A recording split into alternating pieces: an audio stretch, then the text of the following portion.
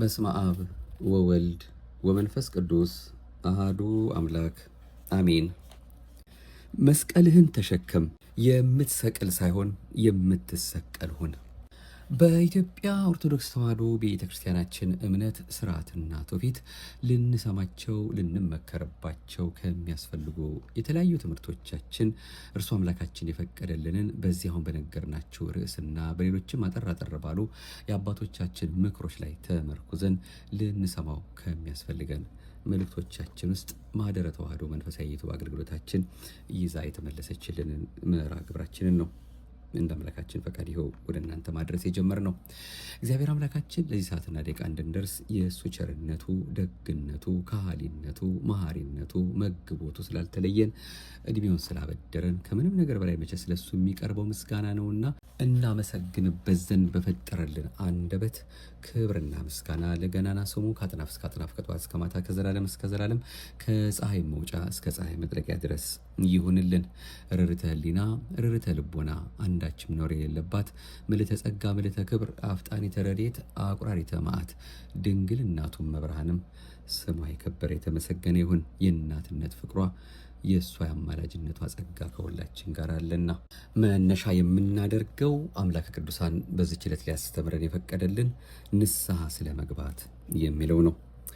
ንስሐ መግባት ተቀምጦ ታሪክ መተረክ ማለት አይደለም። ስላጠፋኸው ጥፋት ምንም ሳትናገር ከሰዎች ጋር ለረጅም ጊዜ ልታወጋ ትችላለህ። ንስሐ ማለት ግን በራስ ላይ መፍረድ ነው። ንስሐ ማለት ካህኑ እያደመጠህ በእግዚአብሔር ፊት ራስህን መውቀስ ማለት ነው። ይህንንና ያንን በማድረግ ኃጢአት ሰርቻለሁ በማለት ትናገራለህ። ንስሐ ማለት ሌሎች ሰዎችን ማማረርና የእነርሱን የተሳሳቱ ስራዎች ለራስህ ማቅረብ ማለት ሳይሆን ራስህን መውቀስ ነው። ስለዚህ ንስሐ መግባት ማለት ከንስሐ አባት ጋር ተቀምጠህ እርሱ ሳይጎበኝህ ስለዘነጋህ ወይም ስላልመራህና ጉዳይህን ስላልተከታተለልህ ወይም ስላልጠየቀህና ማንኛውንም መንፈሳዊ መመሪያ ስላልሰጠህ እርሱን ማማረር ወይም መውቀስ ማለት አይደለም። ይህን ሁሉ ስታደርግ በራስ ላይ እየፈረድክ ወይም ስህተቶችን እየገለጥክ አይደለም። በእርግጥም በዚህ ጊዜ እየፈረድክ ያለው በንስሐ አባት ላይ ነው። ንስሐ ማለት ከአሮጌ ኃጢአቶችህ ነፃ ወጥተህ መንፈሳዊ ሁኔታን ሳትለውጥ በአዲስ ኃጢአቶች ላይ መውደቅ ማለት አይደለም። ኃጢአትን መናዘዝ ማለት ንስሐ መግባት ማለት ነው። ስለዚህም የንስሐ ሕይወት ምስጢረ ንስሐ ተብሎ ተጠርቷል። ንስሐ መግባት ማለት አንድ ነገር ለማድረግ በልባችሁ መወሰንና የንስሐ አባታችሁ በወሰናችሁት ሐሳብ ላይ ከእናንተ ጋር እንዲስማማ መጠየቅ ማለትም አይደለም። ይህ ካልተሳካላችሁ ትበሳጫላችሁ። የእርሱን ማረጋገጫ ለማግኘትም አጥብቃችሁ ተወተውቱታላችሁ። ይህን ስታደርጉም እንደ ፈቃዳችሁ ሳይሆን እንደ ንስሐ አባታችሁ ፈቃድ እንደምታደርጉት ለማስመሰል ትጥራላችሁ። ንስሐ ራሳችሁን በትህትና በማዋረድ ጉዳያችሁን መግለጫና መመሪያ መቀበያ ነው። ንስሐ ማለት ከካህኑ ጋር በጓደኝነት በማንኛውም ስፍራ መቀመጥ ማለት አይደለም። ንስሐ ማለት ከካህኑ ጋር የመነጋገርና እርሱ ዕውቀቱን ተጠቅሞ እናንተ የወደቃችሁበትን ኃጢአት እንዲገምት መተው ማለትም አይደለም። ንስሐ የራሱ ክብር ያለው ቅዱስ ምስጢር ነው። ንስሐን ተግባራዊ በማድረግ የሰራችሁት ስራ ካህኑ እየሰማችሁ በእግዚአብሔር ፊት ትናዘዛላችሁ። ንስሐ ማለት ጥፋቶቻችሁንና ድካሞቻችሁን መርምሮ ለማወቅ በመጀመሪያ ከራሳችሁ ጋር መቀመጥ ማለት ነው። ከዚያም ራሳችሁን ከወቀሳችሁ በኋላ የእግዚአብሔርን እርዳታ በመጠየቅ የጽድቅ ሕይወት ለመምራት የምትወስኑበት ነው። ከዚህ በኋላ ወደ ንስሐ አባታችሁ የተጸጸተ ልባችሁን ይዛችሁ ትመጣላችሁ። ከዚያም የሰራችሁትን ስህተታችሁን ትነግሩታላችሁ። ይቅርታና እርቅ ትጠይቃላችሁ። ለእናንተ የሚበጅ ምክርና መመሪያ እንዲሰጣችሁ እንዲጸልይላችሁም ትማጸኑታላችሁ ይለናል። ንስሐ ስለ መግባት በቅድሚያ ወደ ልባችን እንዲያደርስልን አምላካችን የተማጸንበት በአባቶቻችን የተመከርነው ምክር። ሌላው በቅድሚያ ወይም ምዕራ ግብራችን ስንጀምር በርዕስነት የተነሳንበት ነው። መስቀልህን ተሸከም፣ የምትሰቅል ሳይሆን የምትሰቀል ሁን። አንተ የምትሰቀል ከሆንክ በዚህ ዓለም ሳይሆን በሰማይ ከሆንክ መብትህን ሙሉ በሙሉ በመመለስ እግዚአብሔር ካንተ ጋር እንደሚሆን እርግጠኛ ሁን። ነገር ግን አንተ ሌሎችን የምትሰቅል ከሆንክ የሌሎችን መብት ካንተ እስኪመልስላቸው ድረስ እግዚአብሔር በእርግጠኝነት ካንተ በተቃራኒ ይሆናል፣ ይቃወምሃል፣ ይቀጣሃልም። ሌሎችን የምትሰቅል ከሆንክ እነርሱን የማጥቃትና በእነርሱ ላይ ኃይልን የመጠቀም ክፉ አመል በውስጥ አለ ማለት ነው። እነዚህ ሁሉ ከአንተ ዘንድ ከሚጠበቀው ጽድቅና ጨዋ ሰዎች ከሚፈልጉት ሰብአዊ እሳቤ ጋር የማይስማሙ የተለያዩ የኢፍትሐዊነት ገጽታዎች ናቸው። ነገር ግን አንተ በተለይም ለእውነትና ለእምነት ስትል ከተሰቀልክ የምትቀበለው ማንኛውም መከራ በእግዚአብሔር እንደሚቆጠር እመን። የራሱ የሆነ ዘውድ በሰማይ የራሱ የሆነ በረከት በምድር አለው። ሰማይ እግዚአብሔር፣ መላእክትና ጻድቃን በአንተ ወገን እንደሚሆኑ እርግጠኛ ሁን። ትክክል የሆነን ነገር የሚከተሉ ሁሉ ለእርሱ ሁሉ ሲሉ መከራን ይቀበላሉ። በእምነታቸው ጽኑ የሆኑ ለእምነታቸው ዋጋ ይከፍላሉ። ደማቸውን ለእምነታቸው ያፈሳሉ። የሰማዕታት ታሪክ ብዙ ታሪክ ያለው ሲሆን በተለይም የእኛ ሃይማኖት ታሪክ በእንደዚህ አይነት ታሪኮች የተሞላ ነው። ማንኛውም ሰው ብርቱ ሊሆን ይችላል፣ ነገር ግን ፍትሐዊነትን ሊያረጋግጥ አይችልም። ኢ ፍትሐዊነት ቀላልና በእያንዳንዱ ሰው ሊደርስ የሚችል ነው። ይሁንና ከኢ ፍትሐዊነት ጋር የሚስማማ ሃይማኖት የለም። ስለዚህ ክፉ ሐሳብህንና የቁጠኝነት ስሜትህን ጠብቅ፣ መስቀልህንም ተሸከም። ይህን በማድረግህ አንተን የሚያስፈራ ሐሰት ለዘላለም አይኖርም። የመከራን መራራነት የቀመሰውና መስቀሉን በጽናት የታገሰው ጌታችን መድኃኒታችን ኢየሱስ ክርስቶስ በየትኛውም ቦታና በማንኛውም ጊዜ መከራ የሚቀበሉትንና የሚሰቀሉትን ይረዳቸዋል። የተሰቀለውን ኢየሱስን ተመልከት፣ መጽናናትን ታገኛለህና። ከቀራንዮ ባሻገር የትንሣኤው ክብር አለና በመስቀሉ እየታመንክ ሁን። እግዚአብሔር የኢይዝራኤላዊውን የናቡቴን ደም በፈሰሰ ጊዜ አየ። አይቶም ዝም ብሎ አልቀረም፣ መልሱ የበረታ ነበር። ስለዚህ እግዚአብሔርን ተስፋ አድርግ፣ በርታ፣ ልብህም ይጽና። እግዚአብሔርን ተስፋ አድርግ። መዝሙረኛው ዳዊት እንደተናገረ አንተ ከተሰቀልክ ክርስቶስ ባንተ ወገን ይሆናል፣ አምሳሉን ባንተ ውስጥ ያያል። ስለዚህ የክርስቶስ አምሳል ሁን፣ መስቀልን ተሸከም፣ የምትሰቀል ሳይሆን የምትሰቀል ሁን በሚል ያገኘ ነው ሌላው ምክራችን። ብፁዕ አቡነ ሽኖዳ ናቸው ሁለቱንም ምክር እየሰጡን። ሌላው ታላቁ አባት ቅዱስ ዮሐንስ አፈወርቅም በተለያዩ ርዕሰ ጉዳዮች ምክር ከሰጠባቸው መልእክቶች አንዱ ለሶስቱን ደግሞ ለማየት እንሞክር። ለሐዘን እና ለጭንቀት መድኃኒቱ ጸሎት ነው። ሁልጊዜ በጌታ ደስ ይበላችሁ፣ ደግሜ ላለው ደስ ይበላችሁ። ገርነታችሁ ለሰው ሁሉ ይታወቅ፣ ጌታ ቅርብ ነው። በነገር ሁሉ በጸሎትና በምልጃ ከምስጋና ጋር በእግዚአብሔር ዘንድ ልመናችሁን አስታውቁ እንጂ በአንዳች አትጨነቁ። አይምሮንም ሁሉ የሚያልፍ የእግዚአብሔር ሰላም ልባችሁንና ሐሳባችሁን በክርስቶስ ኢየሱስ ይጠብቃል። ፊልጵስዩስ ምዕራፍ 4 ቁጥር 4። ክርስቶስ የሚያዝኑ ብፁዓን ናቸው፣ አሁን ለሚስቁ ወዮላቸው ቢልም ቅዱስ ጳውሎስ አማኞችን ሁልጊዜ በጌታ ደስ ይበላችሁ ይላል። ማቴዎስ ወንጌል ምዕራፍ 5 ቁጥር 4፣ ሉቃስ ምዕራፍ 6 ቁጥር 25። ይህ እርስ በርሱ አይጋጭምን? የክርስቶስ ማስጠንቀቂያ ከምድራዊ ተድላዎች ስለሚመጣው ዓለማዊ ሳቅ ይናገራል። ይህም ጊዜያዊና ወደ ሐዘን የሚመራን ነው።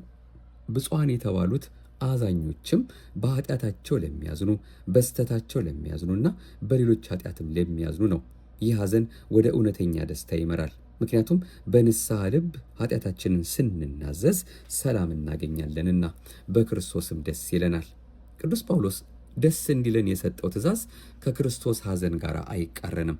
በእውነቱ ይህ ደስታ ከሐዘን የተወለደ ነው። አንድ ሰው በክርስቶስ በኩል ባገኘው መዳን ሲደሰት በኃጢአቱ ደግሞ ያዝናል። ቅዱስ ጳውሎስ የፊልጵስዩስ ሰዎች መከራን እየተቀበሉ እንደሆነ ያውቅ ነበርና በጌታ ደስ እንዲላቸው ነገራቸው። ይህ ማለት ለደስታ በሚፈቅደው መንገድ መኖር ከእግዚአብሔር ጋር መኖር ማለት ነውና እንደገና እላለሁ ደስ ይበላችሁ በማለት በመከራ ውስጥም ቢሆን ምዕመናን ደስታን ሊያገኙ እንደሚችሉ ለማጉላት ቃሉን ይደግማል። በእግዚአብሔር የሚኖሩ ሁልጊዜ ደስ ይላቸዋል። ሐዋርያት ስለ ስሙ ውርደት ቢደርስባቸውም ደስተኞች ሆነዋል። በአምላኩ ጥላ ስር ያለ ሰው በምን ሊያዘን ይችላል? ቅዱስ ጳውሎስ በመቀጠል ገርነታችሁ ለሰው ሁሉ ይታወቅ ሲል እርስ በርሳቸው ታጋሾች እንዲሆኑ ያሳስባቸዋል። ጳውሎስ ከእምነት ባልንጀሮቻቸው ጋር ብቻ ሳይሆን ከጠላቶችና ከሚቃወሟቸውም ጭምር ታጋሽና ገር እንዲሆኑ ጠይቋቸዋል። በአንዳች አትጨነቁ ስለምን አላቸው? ለምን አይጨነቁ? ምክንያቱም እግዚአብሔር ቅርብ ነው። የፍርድ ቀን ቀርቧል። ክፉዎችም በቅርቡ ዋጋቸውን ያገኛሉ። አማኞች ሲሰቃዩ፣ ሌሎች ደግሞ በቅንጦት ሲዝናኑ ነበር። ይህ ግን በቅርቡ ይቀየራል። እናም ጳውሎስ በአንዳች አትጨነቁ ይላቸዋል። ጳውሎስ ከጭንቀት ይልቅ በጸሎት ወደ እግዚአብሔር እንዲመለሱ ይነግራቸዋል። በነገር ሁሉ በጸሎትና በምልጃ ከምስጋና ጋር በእግዚአብሔር ዘንድ ልመናችሁን አስታውቁ። አምላካችን መድኃኒታችን ኢየሱስ ክርስቶስም እኔ እስከ ዓለም ፍጻሜ ድረስ ሁልጊዜ ከእናንተ ጋር ነኝ እንዳለ ጸሎት ከምስጋና ጋር ተዳምሮ የሐዘንና የጭንቀት መድኃኒት ነው። ቅዱስ ጳውሎስ ምስጋና ላይ አጽንዖት ይሰጣል። ምስጋና ለጸሎት አስፈላጊ ነው። አንድ ሰው ላለፉት በረከቶች የማያመሰግን ከሆነ የወደፊት በረከቱን እንዴት ሊለምን ይችላል? እውነተኛ ምስጋና ለሁሉ ነገር ምስጋናን ይጨምራል። ምክንያቱም የሚያመሰግን ልብ እግዚአብሔር ሁሉን ለበጎ እንደሚሰራ ያምናልና። በእምነትና በአመስጋኝነት የሚቀርቡትን እንዲህ ያሉ ጸሎቶች እግዚአብሔር የሚወዳቸው ናቸው። አይምሮን ሁሉ የሚያልፍ የእግዚአብሔር ሰላም ልባችሁንና ሐሳባችሁን በክርስቶስ ኢየሱስ ይጠብቃል ብሏል። ይህ ሰላም ግጭት አለመኖር፣ በሰላም መኖርን ብቻ አይደለም የሚያሳየው፣ እግዚአብሔር በክርስቶስ በኩል ለሰው ልጆች ያደረገውን ሰላም እንጂ። ይህስ ከሰው ማስተዋል ይበልጣል። እግዚአብሔር አንድያ ልጁን ለጠላቶቹ በመስጠት ከራሱ ጋር ያስታርቀናል ብሎ ማንም ሊያስብ አይችልምና ይህ ፍቅርና እርቅ በአማኞች ልብና አይምሮም ሊኖር ይገባል። የቅዱስ ጳውሎስ የመምህርነት ሚና መምከር ብቻ ሳይሆን ስለ ወዳጆቹ መጸለይንም ይጨምራል። ሰላሙ ከማስተዋል በላይ የሆነ አምላክ ከፈተናና ከስተት እንዲጠብቃቸው ይጸልያል።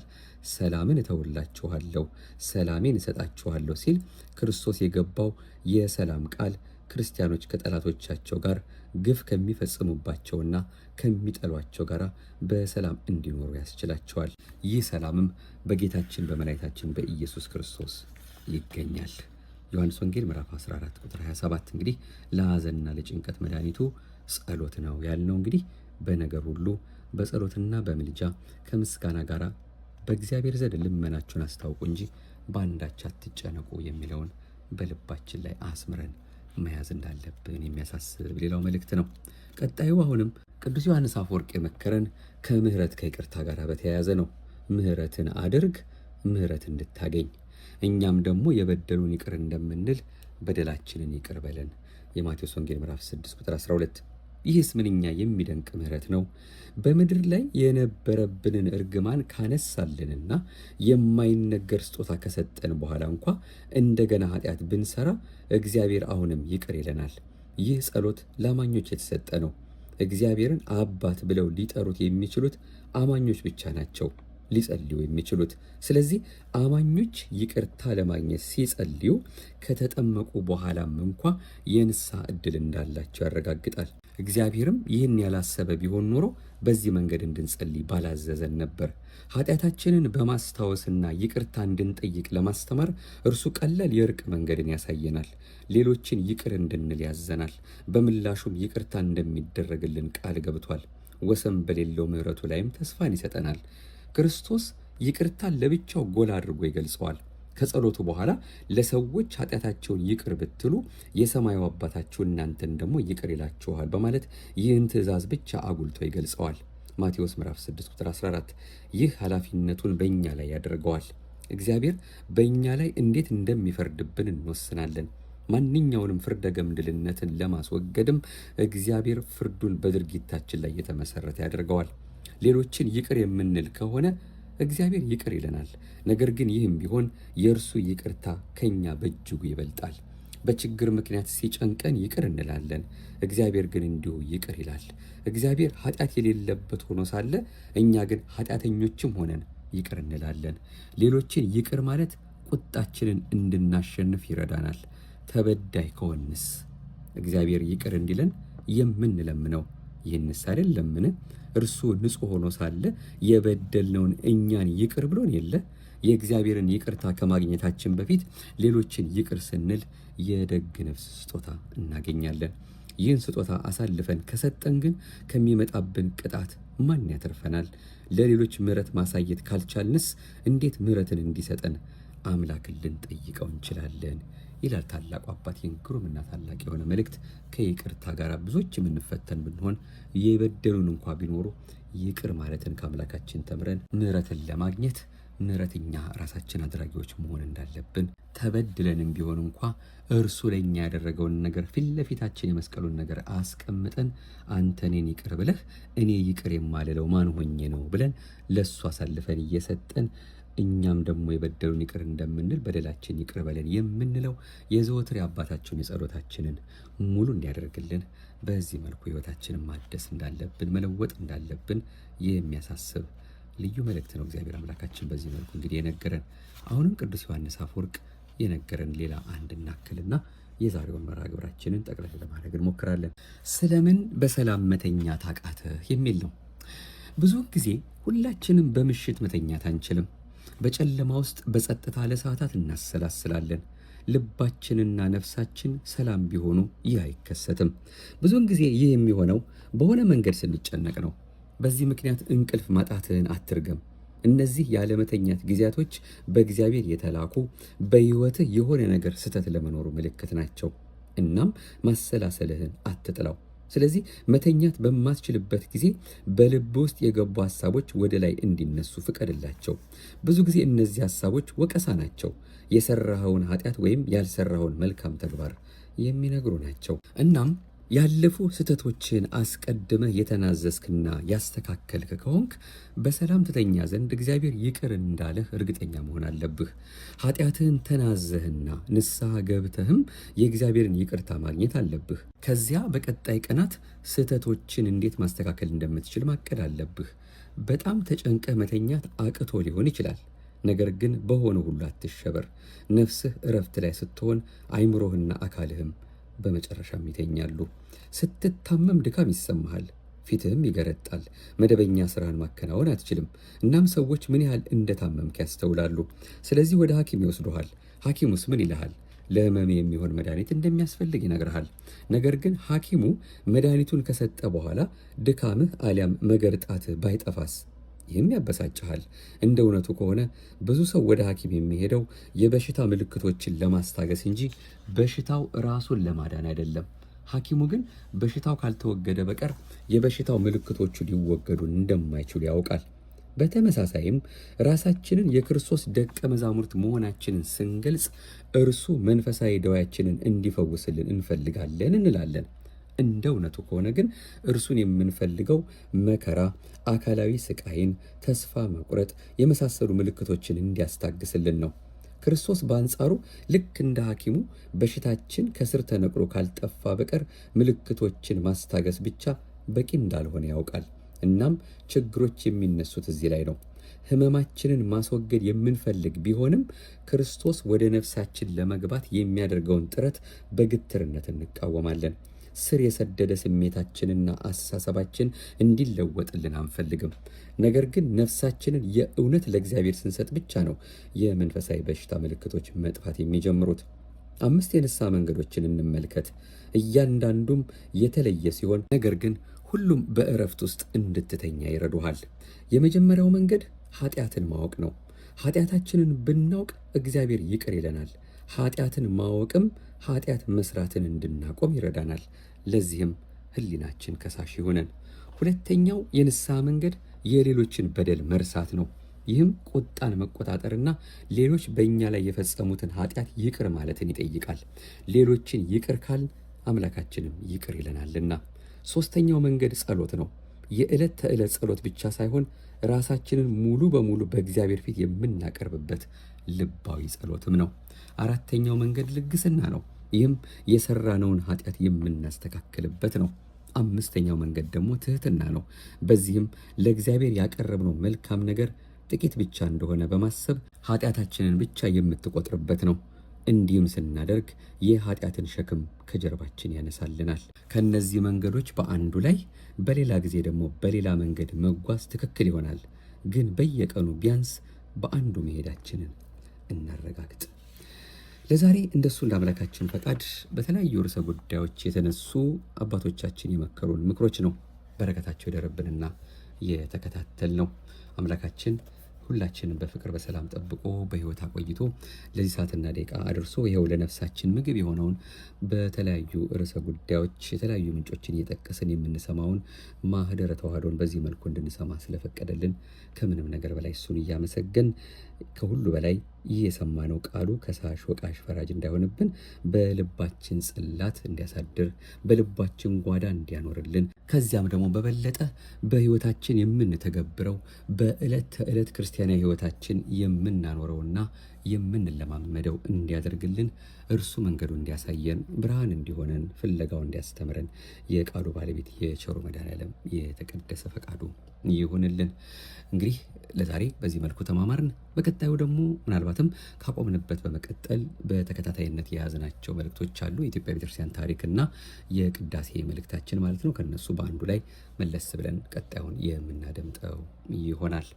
ለነፍስህ ቤት ስራላት በሚል ቅዱስ ዮሐንስ አፈወርቅ ካስተማረው መጽሐፍ በትርጉም ያገኘነውንና ብፁዕ አቡነ ሽኖዳ ሳልሳዊም ደግሞ የበረከት ቃል ብለው በጻፉት መጽሐፍ ላይ ይህም በትርጓሜ ያገኘነውን ነው ወደ እናንተ ያመጣ ነው። ሁለቱንም መጽሐፍቶች ሌሎችንም ተጨማሪ አድርጎ በእውነት ወንድማችን ይህን መርሃ ግብራችንን የሚከታተል ከዚያ ካለው ከሱ ከመጽሐፍት ቤቱ እጅግ በጣም በርካታ መጽሐፍት ብትሄዱ ታገኛላችሁ። ወደ እናንተ የምናደርሳቸውን አብዛኞቹ መልእክቶቻችንን ወደ እናንተ የምናመጣበት በእጃችን ያሉ እና ሌሎችም ደግሞ እኛ ጋር የሌሉ በጣም በርካታ በወንድማችን ጋር ይገኛል። እዛ ወስዳችሁ ሄዳችሁ መግዛት ትችላላችሁ። መጽሐፍትን መያዝን የመሰለ ሀብት ስለሌለ ማለት ነው። እነዚህም ራሳቸው እንኳን ከላዩ ላይ 1 2 3 ብቻ ነው የምናደርሳችሁ እንጂ ሁሉንም ማድረስም አንችልም እና አምላካችን አሁንም ይህንን እንደው እንድናደርግ ስለረዳል ወንድማችን በዚህ መልኩ አስቦ ስለሰጠን በእውነት ምስጋና ይገባዋል። ኢየሩሳሌም የስጦታ መሸጫ መደብር በሚል ወደ ስካይላይን በሚባል አካባቢ የሚገኝ ቦታ ነው። ይህንን እንግዲህ እንዳትረሱና ወደዛ አካባቢ ስትሄዱ መጽሐፍቱን ለመግዛት የወደዳቸዋቸውን የጸሎትም ይሁን የትምህርት መጽሐፍቶች፣ ስዕሎች፣ ሌሎችም ያሉበት ቦታ ነው። ይህንኑ ከዛ በመግዛት እንግዲህ እናንተም ራሳችሁ ከዚህ ከማህደረ ተዋህዶም ይህንን መልእክት እንዳገኛችሁ ልትነግሯቸውም ትችላላችሁ። እንግዲህ በዚህ ሁኔታ ይህንንም አስተዋጽኦ በመደገፍ ማህደረ ተዋህዶን በመደገፍ በዚህ ሁኔታ እየተባበሩን ስላለ አሁንም አምላካችንን እናመሰግናለን። እግዚአብሔር አምላካችን አሁንም የሰማነውን በልባችን ያሳድር፣ የቀጠሮ ሰዎች ይበለን። አቤቱ አንተን መፍራትን በልቦናችን በጎ አምልኮትህንም በህሊናችን ጨምር። እይቆየን። ማህደረ ተዋህዶን ለሚሰሙ ለሚያደምጡ ሁሉ መቼስ በእናንተ በኩል መደረግ ያለበት ምን እንደሆነ ታውቃላችሁ። ብታዳርሱልን ብታካፍሉልን እጅግ በጣም መልካም ነው ለማለት ነው። በትችሉ እናንተም ሰብስክራይብ አድርጋችሁ መርሃ ግብራችን እንድትከታተሉ ከወዲሁ ለመጠቆም እንወዳለን።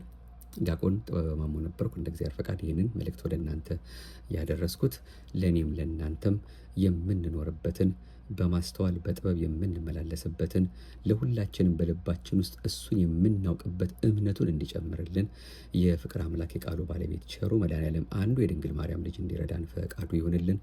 ሀገራችን ኢትዮጵያን በዓይነ ምሕረቱ በደግነቱ በፍጹም ሰላሙ ይጎብኝልን። ሕዝባችንን ከዓይነ ሞት ይሰውርልን። በተለያየ ሁኔታ መከፋፋቱን፣ መጠላላቱን፣ መገዳደሉን ብቻ ብዙ ነገር አለ። ጆሮን ጭው የሚያደርግ ነገር እንሰማለን በተለያየ ጊዜ። ያን ሁሉ እሱ ባወቀ መድኃኔዓለም እንዲያበርድልን፣ እንዲያጠፋልን፣ ለክፎችም ልብ እንዲሰጥልን የእሱ የአምላካችን የተቀደሰ ፈቃዱ ይሆንልን። መቼስ የሰው ልጅ መጨረሻው ሲያምር ነውና መልካም የሁላችንም መጨረሻ የድንግል ማርያም የወላዲት አምላክ የመብርሃን የማያሳፍረው ጸሎቷ እየረዳን ለዚያ ደገኛ ክብር እንድታበቃን አማላጅቱ ትርዳን። አሜን። ይቆየን። የቀጠሮ ሰዎች ይበለን። ክብር ምስጋና ይሁን ለአብ፣ ክብር ምስጋና ይሁን ለወልድ፣ ክብር ምስጋና ይሁን ለመንፈስ ቅዱስ ዛሬም ዘውትርም ለዘለዓለሙ አሜን።